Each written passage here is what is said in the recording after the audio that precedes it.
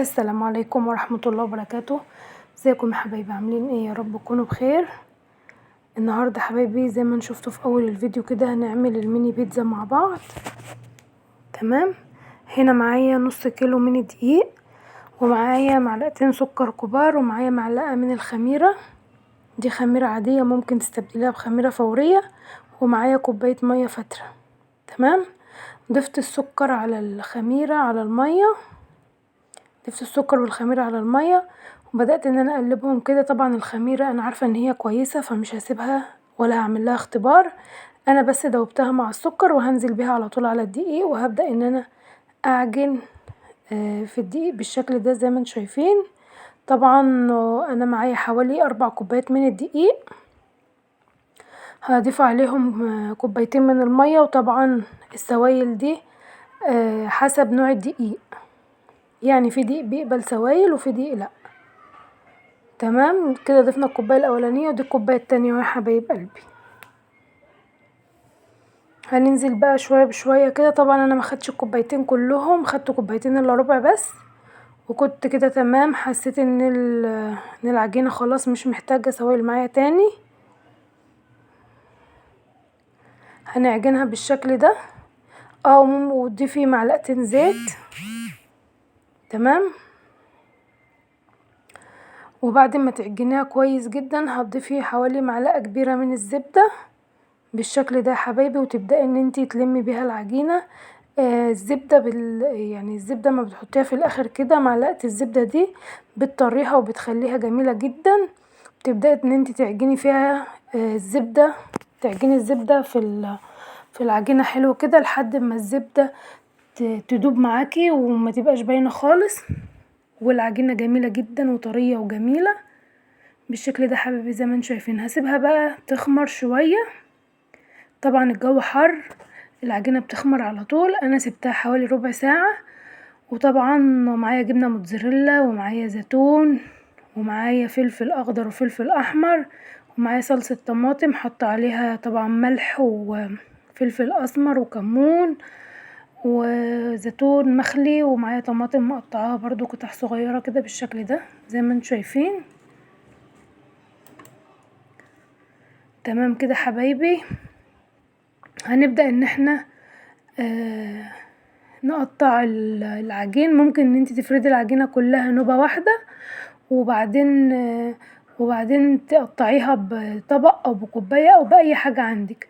بس انا ما حبيتهاش كده بصراحة، انا حبيت اعملها معاملة القرص، ان انا بقطعها كلها قطع صغيرة، ورشيت كده حبة من الدقيق، وان انا بقطعها كور صغيرة زي ما قلت لكم كلها بالشكل ده، وبفردها. وبعد كده بحطها في السيجان.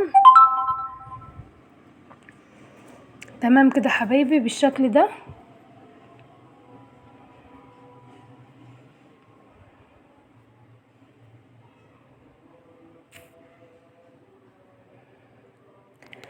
بس كده حبايبي، وكده كنت بقطع بقية العجينة زي ما انتم شايفين كده. طبعا اهو، لا ما شاء الله هي رمت معايا كمية كويسة جدا.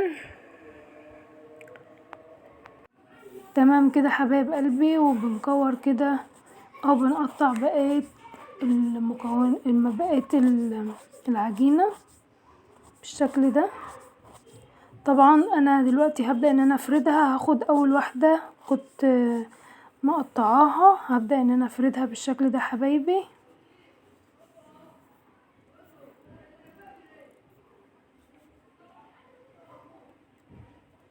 هبدأ ان انا افردها بالشكل ده، وهرصها طبعا في السجان اللي هخبز فيها، هرصها واحدة جنب واحدة. طبعا البيتزات من الحاجات المحببة للأطفال عامة، وكل الأطفال بتحبها، ومن الأكلات المفضلة ليهم، هم بيحبوها وبيحبوا أكلها، والبرجر والحاجات دي. كل الحاجات اللي بنشتريها من بره هم بيحبوها، فاحنا بدل ما نشتريها من بره بنعملها لهم في البيت، وتغيير في الأكل. وبعدين الجو حر محتاج الأكل الخفيف. بس حبايبي ودوت ديت كانت تاني واحدة فردتها معاكم. طبعا زي ما قلت لكم طريقة الفرد، يعني ممكن ان انت تفردي العجينة كلها مرة واحدة وتقطعيها مثلا بطبق او بكوباية، بس انا بصراحة بحب اعملها بالشكل ده كده.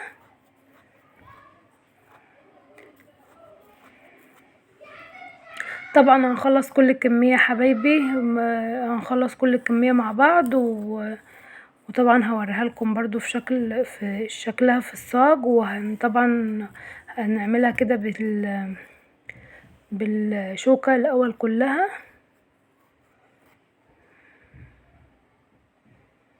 اهي يا حبايبي، ودوت شكلها اهو بعد ما فردتها كلها في سجان الخبز.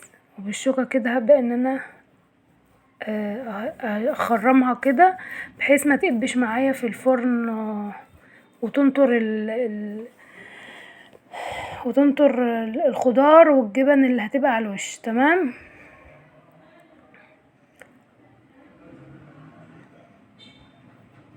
طبعا احنا مش محتاجينها تقب خالص عشان زي ما قلت لكم. تمام حبايبي، هي طريقتها سهلة جدا وحلوة قوي وطعمها حلو وسريعة، سريعة جدا كمان، ما بتاخدش وقت خالص. وطبعا بتبدأي ان انتي تدهنيها صلصة بالشكل ده. طبعا صلصة الطماطم ديت انا كنت عاملاها وكانت عندي في التلاجة، خدت منها شوية كده وعملتها على البيتزا كده، كانت عندي جاهزة يعني ما عملتهاش معاكم عشان كانت هي عندي جاهزة.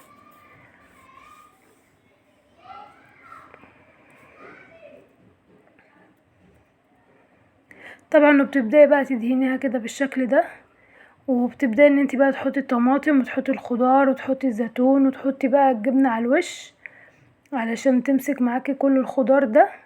وبعدين هي كل ما كان حجمها اصغر كل ما كانت احسن يعني، مش بتقع من عليها الخضار، حتى لو الجبنة مش كتير فالخضار مش بيقع من عليها خالص، وبتبقى جميلة جدا وبتعجب الاولاد جدا وهي كويسة جدا ومغذية برضو. لو عجنتيها بلبن بيكون افضل من المية طبعا اكيد.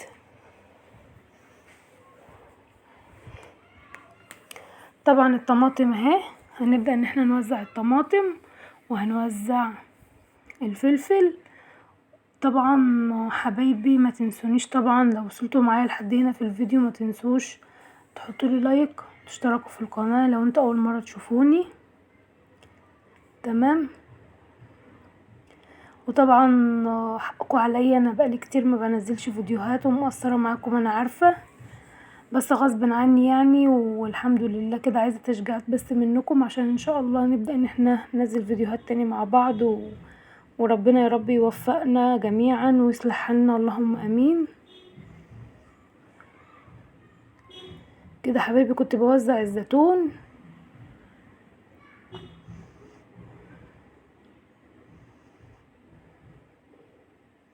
تمام كده، انا بحاول احط على كل واحدة كده 4 أو 5 زيتونات.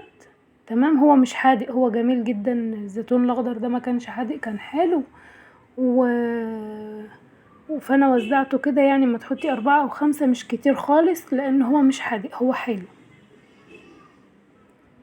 يعني. ما تخافيش لو حطيتي كتير، ما تخافيش لا يحدقلك البيتزا او كده، لا ما تقلقيش. وكده كنت خلاص بدأت ان انا انزل بالجبنة كده، دي جبنة موتزاريلا مبشورة. تمام كده حبايبي، وهبدأ ان انا اوزعها كده على البيتزا وعلى كل الخضار، على الفلفل والطماطم والزيتون بحيث يمسكوا كده بعض. تمام. وكده حبايب قلبي كان شكلها كده خلاص، خلصنا توزيع الجبنة وكده كان شكلها اهو. يا رب يعجبكم ويا رب يكون فيديو النهاردة خفيف على قلوبكم. ودوت شكلها طبعا بعد ما دخلت الفرن واستوت، جميلة جدا جدا وفي منتهى الجمال وسهلة وبسيطة ومش مكلفة وفي نفس الوقت اللي الاطفال بتحبها. ويا رب تجربوا وصفتي واشوفكم ان شاء الله في فيديو جاي باذن الله، واستودعكم الله الذي لا تضيع ودائعه، والسلام عليكم ورحمة الله وبركاته.